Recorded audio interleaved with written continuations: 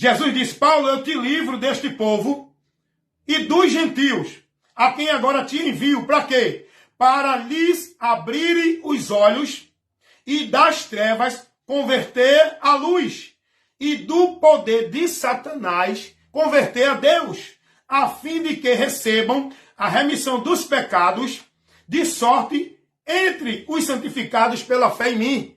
Meu irmão, vai ler Bíblia, meu irmão. Você entende o que isso aqui está ensinando? O que nós aprendemos aqui? Jesus vai dizer a Paulo: Paulo, eu te levantei para que tu vá e pregue o meu evangelho. Para quê? Para livrar os que estão presos nas trevas e trazê-lo para a luz, para livrar os que estão presos no poder de Satanás e trazer para Deus, para que sejam justificados, para que alcance a salvação em mim. Você está entendendo isso, irmão? Você diz que o diabo não existe? O poder de Satanás aqui não é o poder da mente humana, é o poder de um ser que trabalha aprisionando a mente humana. O diabo é um ser, é uma criatura. Se você examinar a Bíblia com a visão voltada para a Bíblia, não preso na interpretação da tua doutrina que tu recebeu na igreja, no teu conceito doutrinário, se você ler a Bíblia, examinar a Bíblia dentro da visão das Escrituras, examinando o que ela ensina, você vai ver que o diabo é um ser, é uma criatura, não é o pensamento, que ele existe sim, e nós temos que ter cuidado com ele, que ele tem destruído a vida de muitos. Cuidado, a sua pode já estar destruída e você não sabe. Porque a Bíblia revela que o diabo é um ser. E tem gente que não acredita nisso. Então, quando você não acredita que o diabo é uma criatura, é um ser, você não acredita também em Deus. Se você não acredita que o diabo existe, você não acredita que Deus existe. Porque quem nos traz essa revelação, dessa verdade de que esse ser existe, é o próprio Deus. Quando eu não creio nisso, eu não creio em Deus. Porque isso é uma verdade revelada por Deus. Não é uma coisa criada de religião. Não é uma mitologia. E Jesus está dizendo aqui, irmãos, Jesus apareceu a Paulo. Jesus vai dizer: Paulo, eu sou contigo e estou te livrando desse povo. E te livro dos gentios, porque o povo estava perseguindo Paulo. Tanto os gentios como os judeus perseguiam Paulo para matar Paulo. Paulo, que era um perseguidor, agora passou a ser um perseguido. E Jesus vai dizer: Paulo, eu estou te livrando desse povo. Para quê? Para que tu cumpra o ministério que eu te dou.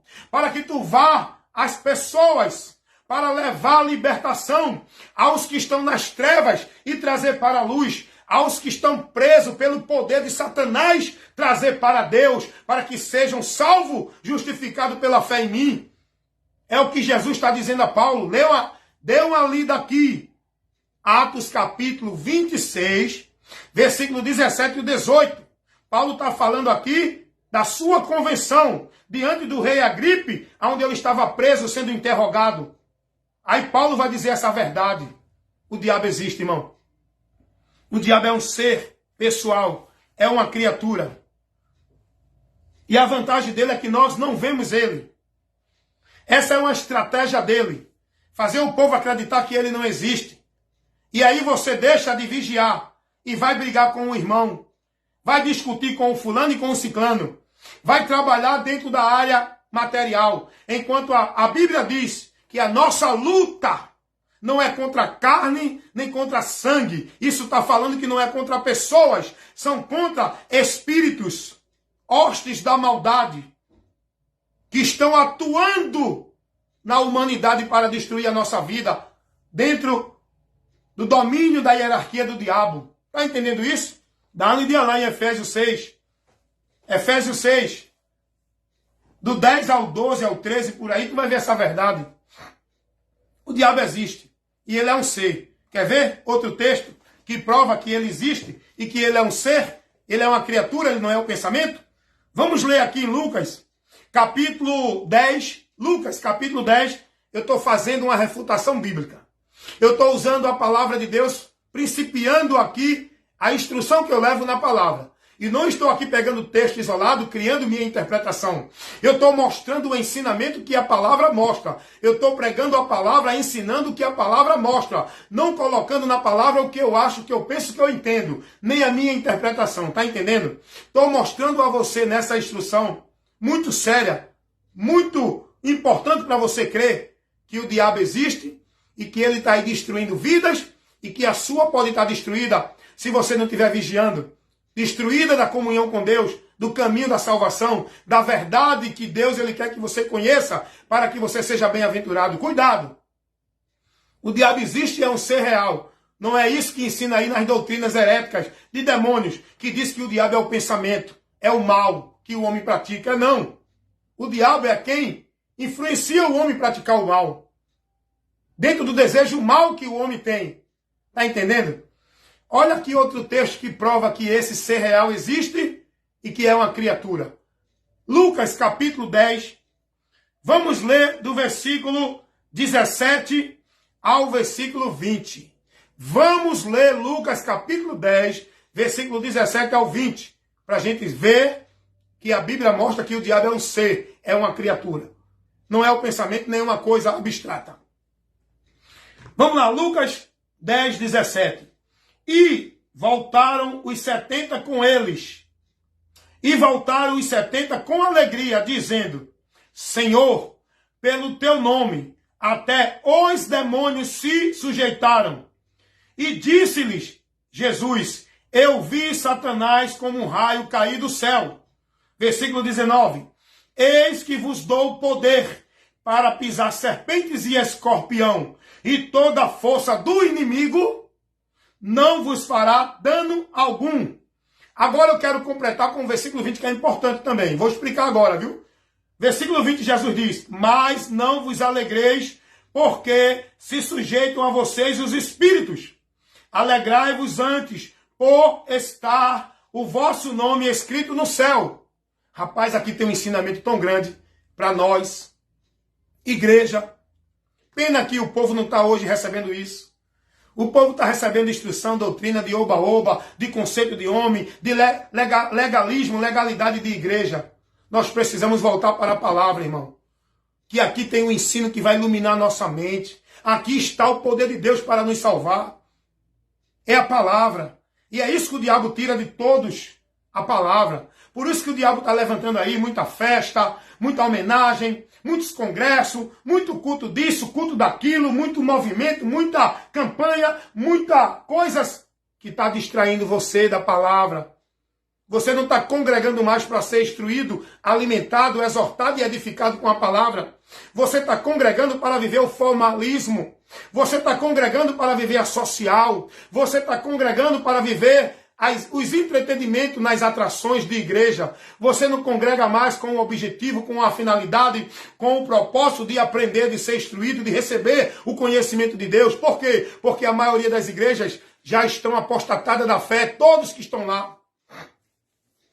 Essa palavra aqui nos traz um ensino muito grande. Jesus agora envia 70 discípulos para fazer a obra da evangelização entre o povo de Israel. Jesus envia 70 discípulos e manda evangelizar. E diante desse trabalho de evangelização, os discípulos vê os sinais acontecendo. Inclusive, até os demônios se submetendo a eles. Demônio aqui é ser, é criatura espiritual, tá? O diabo é um ser espiritual, os demônios também. E aí, Jesus dá a eles a autoridade no nome de Jesus. Não é fazer movimento, campanha de poder, campanha de expulsar demônio, não. É pregando o evangelho.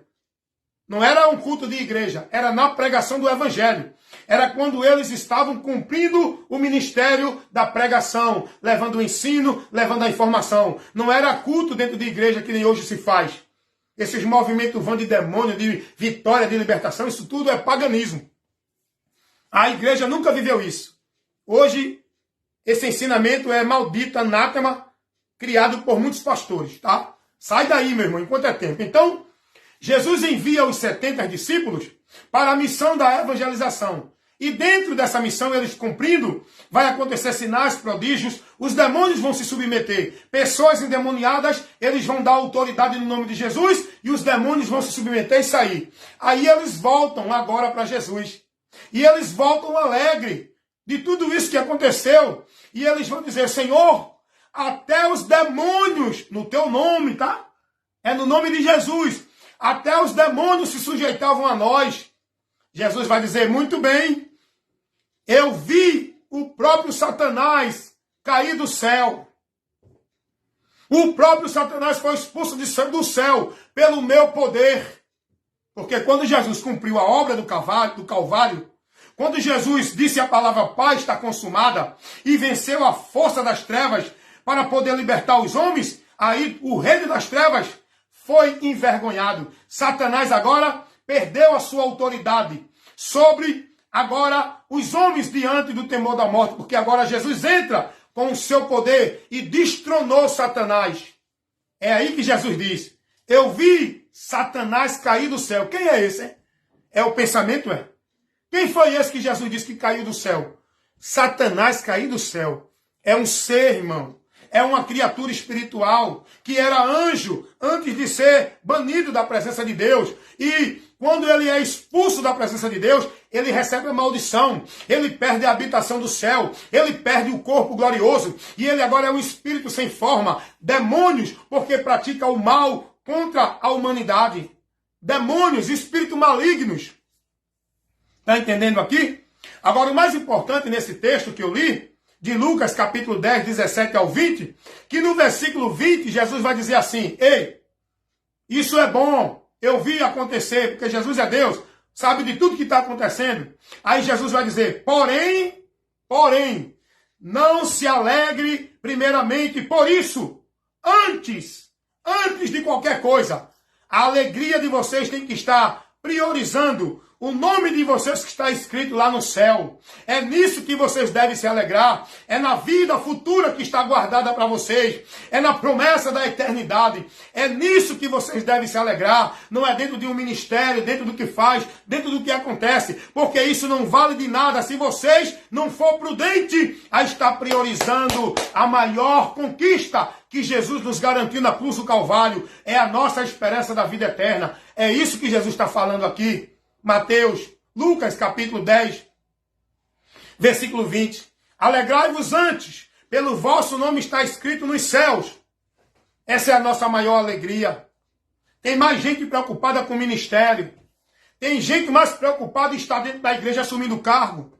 Tem gente mais preocupada em ser consagrado, em ser colocado pelo pastor para estar na frente de grupo. Tem gente mais preocupado e se desgastando e se dedicando para alcançar a posição que é vã dentro de ministério e igreja. Se preocupe com a sua alma, se preocupe com a sua vida, se preocupe com a doutrina de Cristo, que é por onde você está, sendo prudente para alcançar a vida com Ele lá no céu. Se preocupe, se alegre nas coisas do alto. Busque se dedicar, se entregar a Deus pelas coisas que já estão garantidas para nós lá no céu, não por coisa na terra. Não juntai tesouro na terra, olhando para o alto, não para as coisas da terra, trabalhando para a comida, pela vida eterna, não pelas coisas deste mundo. É estar se desgastando, se entregando, sendo fiel ao Senhor, guardando a sua palavra, não negando o seu nome, para que a gente no final do labor desta vida possa estar desfrutando da promessa da vida eterna com Ele lá nos céus.